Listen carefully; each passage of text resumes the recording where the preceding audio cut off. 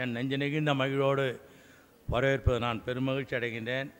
உண்மையிலே இது இந்த கல்லூரியை பொறுத்தளவுக்கு இது ஒரு மகிழ்ச்சியான நாள். ஏன்னா இது போன்ற விழாக்கள் இந்த கல்லூரியில் இது வரைக்கும் நடந்ததான்னா உண்மையாக சொல்லலாம் இல்லை. இதுதான் முதல் முறை. இதுக்கு வித்திட்டவங்க யாருன்னு சொன்னால் திண்டிவனம் சேர்ந்த முனைவர் ஞானஜோதி சரவணா அவர் தான் இந்த விழாவை நடத்துவதற்காக ஏற்பாடு செய்ய அவர் பலத்தை கைத்தட்ட தரலாம். அவங்கள பற்றி சொல்லணும்னா எவ்வளோ சொல்லலாம். ஏன்னா இந்த அளவுக்கு அவங்க முனைவர் பட்டம் மயிலம் தமிழ் கல்லூரியில் படித்து முனைவர் பட்டம் பெற்றவங்க. அவங்க பேசும்போது நீங்கள் கேட்டுக்கலாம், இங்கேயும் மாணவர்கள் இருக்காங்க, மாணவிகள் இருக்காங்க. நீங்கள் எல்லாம் இப்படி அவங்களுடைய பேச்சை கேட்டு அது ஒரு முன்னுதாரணமாக கொள்ள வேண்டும். ஆற்றோனா சொற்பொழிவுன்ற மாதிரி அவங்க பேசும்போது பல செய்திகளை இங்கே சொன்னாங்க.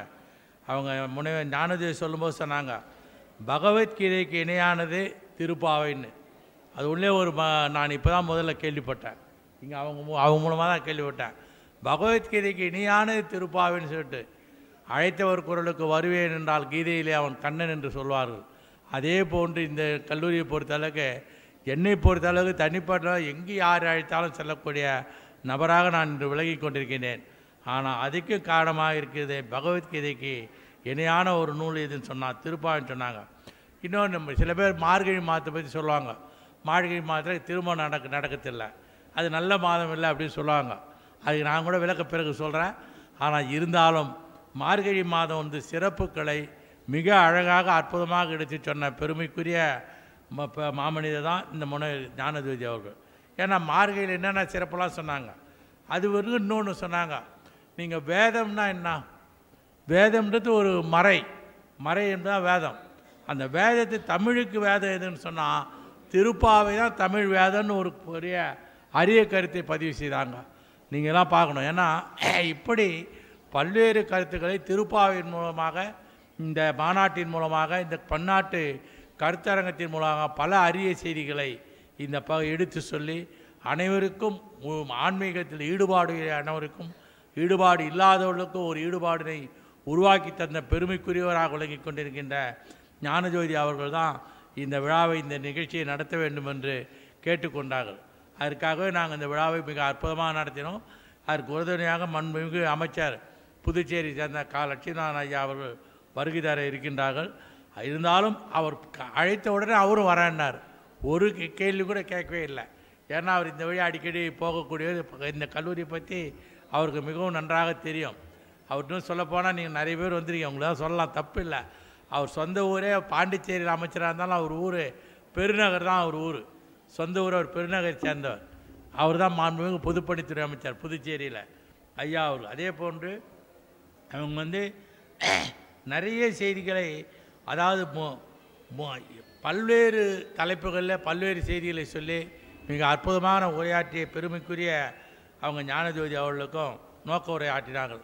அதே போன்று வரவேற்பு நல்கிய கல்லூரியுடைய முதல்வர் ஏழுமலை அவர்கள், அதற்கு இதுக்கு முன்பாக பேசி அமர்ந்திருக்கின்ற ஐயா துரைராஜமாணி அவர் சொல்லணும்னா, அவரும் தமிழறிந்த தமிழர், உலகம் பூரா தெரியக்கூடிய. இன்னொன்று சொல்லணும்னா, இன்னைய தேதியில் நாங்கள் 2 பேர் இருக்க வேண்டிய இடம் தெல்லார் நந்திவர்மன் கல்லூரி கிடையாது. நாங்கள் இருக்க வேண்டிய இடம் அந்தமானில் நானும் இருக்கணும், அவர் இருக்கணும். நேற்று தினம் அங்கே அந்தமானில் நேற்று உலக தாய்மொழிகள் நாள் விழா, எங்கள் 2 பேருக்கு அழைப்பு. ஆனால் நானும் போகலை, அவரும் போகலை. ஆனால் நாங்கள் பல நிகழ்ச்சிகள் டெல்லியிலேருந்து கன்னியாகுமரியிலேருந்து காஷ்மீர் வரைக்கும் உலக நாடுகள் பல்வேறு நாடுகளில் நாங்கள் பயணம் பண்ணியிருக்கோம். தமிழுக்காகவும் தமிழ் மொழிக்காக தான். அப்படிப்பட்ட ஐயா அவர்கள் இங்கே வருகை தந்திருப்பது திண்டிவனம் தமிழ்ச்சங்கத்தின் தலைவராக மட்டுமல்லாது தமிழுக்கு ஒரு நல்லுலகத்தில் பல புகழ்களை பெற்ற ஐயா ராஜமாணிக்கம் ஐயா அவர்கள்.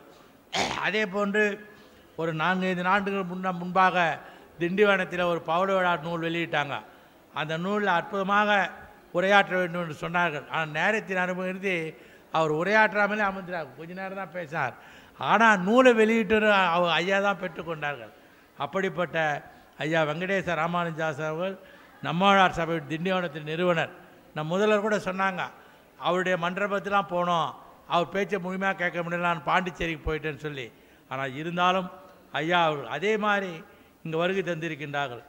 அதே போன்று இன்னொரு அண்ணா ஸ்ரீமான் உவே ரகுவீர பட்டாச்சாரியா சுவாமிகள், இவரை பற்றி அதிகமாக யாரும் இன்னும் சரியாக சொல்லலை. ஏன்னா வேறு வழியில் நான் தான் சொல்லணும் அவரை பற்றி. ஏன்னா நானும் பார்த்தா தெரியும், நானும் அவரும் ஒரே பல்கலைக்கழகத்தை படித்தவங்க, அண்ணாமலை பல்கலைக்கழகத்தை படித்தவங்க நாங்கள் 2 பேரும். அது எனக்கு முன்பாக தெரியாது, இங்கே அறையில் வந்தவர் தான் தெரியும். எனக்கு முன்பாக படித்தவர் அங்கே அண்ணாமலை பல்கலைக்கழகத்தில். அவர் வந்து பொருளாதாரம் எக்கனாமிக்ஸ் படிச்சிருக்காரு. அப்புறம் என்ன கேட்டால் நான் சொன்னேன் பொலிட்டிக்கல் சயின்ஸ் படித்தேன், அப்புறம் தமிழ் படித்தேன்னு சொன்னேன். ஆனால் என்ன விஷயம்னு சொன்னால், அவருக்கு இப்போ இங்கே நிறைய மாணவர்கள் பல்வேறு மன்னோன்னு சொல்லணும், பல்வேறு கல்லூரியிலிருந்து வருகை தந்திருக்கின்ற மாணவிகள் அனைவருக்குமே இந்த ராஜா நந்திவர்மன் கல்லூரி சார்பாக உங்கள் அனைவரையும் வரவேற்பது நான் பெருமகிழ்ச்சி அடைகின்றேன். ஏன்னா பல கல்லூரியிலேருந்து வந்திருக்கீங்க, ஆனால் உங்கள் கல்லூரியில் நீங்கள் என்ன பண்ணலாம், அந்த துறை தலைவர் பேர் தான் உங்களுக்கு தெரியும், இன்னொரு துறையில் பேர் கேட்டால் சொல்ல தெரியாது. ஆனால் ஐயா படிக்கும்போது இருந்த அந்த 55 ஆண்டுகளுக்கு முன்பாக அவர் படித்த அந்த பொருளாதார எக்கனாமிக்ஸ் என்ற துறையுடைய தலைவர் பேர் வந்து சோனாச்சலம், ஒரு ஹெச்ஓடி பேர். நான் சொன்னேன், அவருக்கு அதிசயமாக போயிடுச்சு. சரி, நான் அந்த துறை கிடையாது, நான் வேறு துறை. இதனால் இன்னொருத்தர் பேர் சொன்னேன், அவர் பேர் ஏவி ரங்காச்சாரியார், ஏவியார்னு சொல்லுவாங்க, தீட்சிதர். அவர் ஏவி ரங்கா இன்னும் உயிரோடு இருக்கார், 95 வயசு இன்னைக்கு, உயிரோடு இருக்கார் இன்னும். அவர் கூட என்னை பார்த்தா என்ன இப்போ பேச வருமா தெரியாது. நான் ஒரு 10 ஆண்டுகள் கொரோனாவுக்கு முன்பாக பார்க்கும்பொழுது நினைவாற்றோடைய பேரை சொன்னார், முத்துன்னார். நீ பாண்டிச்சேரி தானே, பாண்டி அப்போ தெரியாது, தெல்லார் தானே அப்படின்னு சொல்லுவார் என்னை பார்த்தா. அந்த அளவுக்கு ஐயா அவர் அண்ணாமலை பழுத்தை படித்தோம். அவங்கள பற்றி ஞானோதய அம்மாவங்க நிறைய செய்திகளை சொன்னாங்க. அப்படிப்பட்ட பட்டாச்சாரிய சுவாமிகளுடைய உரையை நாங்கள் கேட்க இருக்கின்றோம். அதே மாதிரி இங்கே வருகை தந்திருக்கின்ற இந்த பகுதியை சேர்ந்த பெரியவர்களாம் நிறைய பேர் இருக்கீங்க. எல்லோரும் எனக்கும் தெரியும், அவங்களும் என்ன தெரியும். ஆனால் அப்படிப்பட்ட நிறைய பரிச்சயமான அறிமுகமான நிறைய பக்திமானாக இருக்கக்கூடிய ஆழ்வார் சபையில் இருக்கக்கூடிய நிறைய அன்பர்கள் வருகை தந்திருக்கின்றார்கள். அவர் அனைவருக்கும் நாங்கள் இந்த ராஜா நந்திவர்மன் கல்லூரி சார்பாக உங்களை அனைவருமே மீண்டும் ஒருவர் வரவேற்பதில் நான் மகிழ்ச்சி அடைகின்றேன். அதே போன்று மாணவ மாணவிகள், பேராசிரியர் பெருமக்கள், ஆசிரியர்கள், அதே போல் இயக்குநர்கள் திரு அப்பான் ராய், திரு சங்கர், அதே மாதிரி வருகை தந்திருக்கின்ற கம்மன் கழக நிறுவன தலைவர் அவர் சரவணன் ஐயா அவர்கள், இப்படி பலரையும் சொல்லலாம். இப்படி அனைவருமே வருகை தந்திருக்கின்றனர். எல்லாவற்றையும் சொல்லி ஒரு சில மணித்துறை, ஏன்னா உண்மையிலேயே இவங்க 2 பேர் பேசுகிறத நானும் அவளோட தான் எதிர்பார்த்துருக்கேன் கேட்கணுன்றது. நீங்கள் ஆண்டாளை பற்றி தெரிஞ்சுக்கணுன்னா, ஆண்டாள் பிறந்த ஊர் என்ன ஊர் உங்களுக்கு தெரியுமா? ஸ்ரீவில்லிபுத்தூர். எதுக்கு பெயர் போன ஊர்? அல்வா இல்லை, பால்கோவா. பால்கோவா எதுக்காகன்னா, பால் எதுலேருந்து உற்பத்தி ஆகுது? அதனால் அந்த கண்ணன் விரும்பிய அந்த இதிலிருந்து வரக்கூடிய அந்த பால், அதிலிருந்து உருவாக்கப்பட்ட அந்த பால்கோவா என்று சொல்லக்கூடிய அந்த இனிப்பு பலகாரம் தான் உண்மையிலே ஸ்ரீவில்லிபுத்தூருக்கு பெயர் பெற்ற ஊர். ஆண்டாள் திருக்கோயில் அங்கே இருக்குது. ஆனால் ஸ்ரீவில்லிபுத்தூர் ஊரில் பிறந்த விஷ்ணு சித்தர் என்னும் அந்த நாள் துளசி செடிக்கு காணப்பட்டு கண்டெடுக்கப்பட்டவள் தான் ஆண்டாள். அவள் வேறு ஒரு பேர் இருக்குது, கோதைன்ற ஒரு பேர் இருக்குது. ஆனால் அதை விட முக்கியமாக என்னென்னா, சூடி கொடுத்த சுடற்கொடி என்று சொல்லக்கூடிய ஆண்டாள் வந்து, அவங்க ஆண்டாள்ன்ற பேர் எதுக்கு வந்து தெரியுமா? அவங்க இறைவனையே ஆண்டவர், அதாவது தனிப்பணி இல்லை, அவங்க வந்து யாரையும் ஆண்டவில்லை, இறைவனை ஆண்ட காரணத்தால் அவருக்கு ஆண்டாள் என்பதிலே அப்படி பெயர் சொல்லி அழைக்கப்பட்டார்கள். அவருடைய காலம் வந்து 7ஆம் நூற்றாண்டு. ஆனால் இன்றைய திருவள்ளுவருடைய ஆண்டாக கருக்கப்படுது 2054 ஆண்டுகள். ஆனால் தமிழ்மொழி தோன்றிய காலம் சொன்னால் ஏறக்குறைய பல ஆயிரம் ஆண்டுகள், அதுக்கு நான் கணக்கிட முடியாது. அப்படிப்பட்ட காலத்தில் 7ஆம் நூற்றாண்டில் தோன்றியவர் தான் ஆண்டாள் திருமங்கை ஆழ்வார். ஆனால் 12 ஆழ்வார்கள் இருக்காங்கன்னா அதில் ஒரே ஒரு பெண் ஆழ்வார் தான் யாருன்னா அவங்க தான் ஆண்டாள். ஆகவே தான் அவங்களுக்கு 7ஆம் நூற்றாண்டில் வாழ்ந்த ஆண்டாள் ஏற்றது திருப்பாவை. திருப்பாவையில் எத்தனை பாட்டு மொத்தம்னா 30 பாட்டு தான். நாம் திருப்பாவை 1000 அப்படி போட்டிருக்கோம். ஆனால் 1000 இல்லை, பல்லாயிரம், பல கோடி 100,000 என்று சொல்லக்கூடிய அளவுக்கு அந்த திருப்பாவையுடைய 30 பாடல்களும் உலகளவும் பழகி கொண்டிருக்கின்ற அந்த 30 பாடல்கள் பல கோடி 100,000 பாடலுக்கு இடையான ஒரு பாடலாக தான் திருப்பாவையில் இருக்கின்ற அந்த 30 பாடல்கள். அந்த 30 பாடலில் ஒரு பாடலை மட்டும் நான் சொல்ல விரும்புகின்றேன். அதுக்கிட்ட ஆண்டாள் எழுதி இன்னொரு நூல் எது சொன்னால் நாச்சியார் திருமொழி. இந்த நாச்சியார் திருமொழியில் மொத்தம் எத்தனை பாட்டு இருக்குது தெரியுங்களா? 143 பாடல்கள். நாச்சியார் திருமொழியில் 143 பாடல் இருக்குது. இந்த 143 ஒரு விளக்கம் சொல்கிற பாருங்க. அது உங்களுக்கெல்லாம் புரியுமோ புரியாதா? நான் சொன்னால் மாணவிகளுக்கு உடனே புரியும். அது ஏன் சொல்கிறேன்னா, 141 ஆண்டாள் யார் பேரில் அன்பு கொண்டார்? கண்ணன் பேரில். அது காரணம் அன்பு, பாசம், நேசம். இப்படி அது வந்து ஆங்கிலத்தை சொல்லலாம் லவ் அப்படி சொல்லுவாங்க ஆங்கிலத்தில். ஆனால் இப்படி அன்போடு கூடிய ஒரு பாசுரத்தை, ஒரு பாயிரத்தை பாடிய பெருமைக்குரிய ஆண்டாளை பற்றி சொல்ல வேண்டுமென்றால் அவர் எழுதிய பாடல் எத்தனை என்று அப்பொழுது தெரியாது. ஆண்டாள் வந்து ஒரு தீர்க்கதரிசி. உலகம் பிற்காலத்தில் நம்ம விட்டு போற்றும்பொழுது எத்தனை விதமான அபிமானங்களும் உமானங்களும் சொல்லலாம். அப்படி சொல்லுகின்ற உமான அடிப்படை எது என்று அவர்களுக்கு தெரியாது. ஆனால் இப்பொழுது நாம் சொல்லி கொண்டிருக்கின்றோம். அந்த 143 பாடலுக்கு ஒரு உதாரணம் ஒன்று சொல்லுவாங்க. 143 பாடல் ஆண்டாள் கண்ணன் மீது கொண்ட பற்றின் காரணமாக என்னன்னா, அது அடிப்படையாக வெளிப்படையாக சொல்லணும்னு சொன்னால் ஆங்கிலத்தை சொல்லலாம் I love you, I love யூன்னு சொல்லுவாங்க. அப்படின்னா ஆண்டாள் வந்து கண்ணனை விரும்பிய காரணத்துக்காக. அதுக்கு என்னென்ன அர்த்தம்? ஐயினா என்ன? 1 ஒரு எழுத்து. லவ் எத்தனை எழுத்து? 4 எழுத்து. யூ எத்தனை எழுத்து? ஆக மொத்தம் 1 4 3 143. இதுதான் பிற்காலத்தில் தீர்க்கதரிசியாக என்ன நடக்கப் போகிறது என்பதை முன்கூட்டியே தெரிந்து பாடியவர். ஆனால் அது 7ஆம் நூற்றாண்டு. நாம் வாழ்ந்து கொண்டு 20ஆம் நூற்றாண்டு, 20க்கு மேற்பட்ட நூற்றாண்டிலே வாழ்ந்து கொண்டிருக்கின்றோம். ஆங்கிலம் தோன்றிய ஆண்டுகள் எத்தனை சொன்னால் 800 ஆண்டுகள் தான் ஆங்கிலம் தோன்றியது. இந்தியாவுக்கு வந்து ஆங்கிலம் 300 ஆண்டுகள். ஆனால் அதுக்கு பிறகு தான் இந்த ஆங்கில மொழி உருவாக்கப்பட்டது. அப்படி ஆங்கிலம் உருவாவதற்கு முன்பாகவே தமிழை ஒரு அற்புதமான நூல்களை படைத்து கொடுத்த, பாயிரத்தை படைத்த பெருமைக்குரியவர்களாக திருப்பாவை இயற்றிய ஆண்டாள் அவர்கள் இந்த தினம் விளங்கி கொண்டிருக்கின்றார்கள். அப்படிப்பட்ட ஆண்டாள் பாடிய பாடல் நீங்கள் அந்த பாட்டைக்கு கூட மேடையில் பாடினாங்க. மார்கழி திங்கள் மதி நிறைந்த நன்னாளில் நீராட போதுமினோ நேடி சீர்மல்லும் ஆய்ப்பாடி செல்வ சிறுமீர்கால் கூர்வேல் கொடுந்தொழில் நந்தகோபுரன் குமரன் ஏராந்த கண்ணீர் யசோதை இளஞ்சிங்கன் கார்மேனி செங்கன் கதிர்மதியும் போல் மோத்தான் நாராயணே நமோ பறை தருவான் பாரோர் புகழ படிதேலோ ரெம்பாவா என்று அற்புதமான ஒரு பாடலை மார்கழி மாதம் 30 நாளும் பாடுகின்ற ஒரு புகழை பெற்ற மண்ணாக இந்த தமிழ் மண்ணி விளங்கி கொண்டிருக்கிறது. இதுக்கு அடிப்படை காரணம் தமிழோடு கூடிய பாயிரம். ஆகவே தான் சொன்னால் மார்கழி மாதம் நல்ல மாதம் இல்லை என்று சொன்னாலும் மார்கழி மாதம் 30 நாளும் அற்புதமான ஒரு நாட்கள். அது பெண்களுக்கு ஆண்களை தேடி வர வேண்டும் என்பதற்காக அழைப்பு கொடுக்கின்ற மாதம் என்று அம்மையார் அருமையாக குறிப்பிட்டார்கள். மணமகனை வா என்று அழைக்கின்ற மாதமாக மார்கழியை உருவாக்கி இருக்கிறார்கள் சொன்னார்கள். அப்படிப்பட்ட ஒரு பொருத்தமான ஆபரணங்களை அணிந்த ஒரு பெண், அவர் சிறுமிய கூர்மையான நந்தகோபனுடைய திருமகளாக, நாராயணனுடைய திருமகளாக, அழகு பொருந்திய கண்களுடைய யசோதையின் இளஞ்சிங்கமாக, நீலமேக வண்ணனாக, சூரியனின் வெப்பமாக பொருந்திய ஒரு திருமகள் தான் ஆண்டாள் என்று சொல்லக்கூடிய நாம் விரும்பிய பெருமைகளெல்லாம் வழங்கக்கூடியவள். இந்த மார்கழி மாதத்தில் பௌர்ணமி மாதம் என்று சொல்லக்கூடிய நல்ல நாள் நீடாட வருபவர்களே அவருடைய முதற் பாடல். ஆக திருப்பாடி இன்னொரு பாடல், 3வது பாடல் ஒன்று இருக்குது. ஓங்கி உலகளந்த உத்தமன் பெயர் பாடி நாங்கள் நம் பாவுக்கு சாற்று நீர் ஆடினால் தீங்கின்றி நாடெல்லாம் திங்கள் மாறி பெய்து ஓங்கு பெரு சென்னலோடு கையில பூங்கு வலைப்பொழுதில் பொறிவண்டு கண்பெடுப்ப தேங்காத புக்கிருந்து தீர்த்த புகை பற்றி வாங்க குடநிறைக்கும் வள்ளல் பெரும்பசுக்கள் நீங்காத செல்வம் நிறைந்தேலோ ரெம்பாவா என்று சொல்லக்கூடிய அந்த 3வது பாடல் திருப்பாவிலே மிகச் சிறப்பாக அற்புதமாக விளங்கக்கூடியவர்.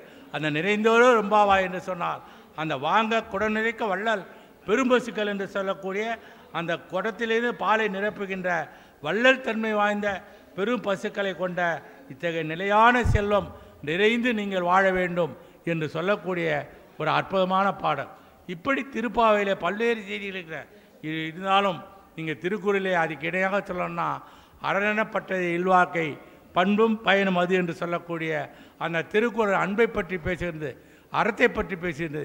இப்போ திருக்குறளில் அறத்துப்பால் பொருட்பால் இன்பத்துப்பால் என்று சொல்லக்கூடிய அத்தனை செய்திகள் இருந்தாலும் திருக்குறள் இந்த உலக பொதுமறையாக விளங்கி கொண்டிருக்கு. அதான் நீங்கள் சொல்லலாம், திருக்குறளில் ஒரு குறள் சொல்லும், பழுது எனும் மந்திரியின் பக்கத்தில் தெவ்வோர் 70 கோடி வரும் என்று சொல்வார்கள்.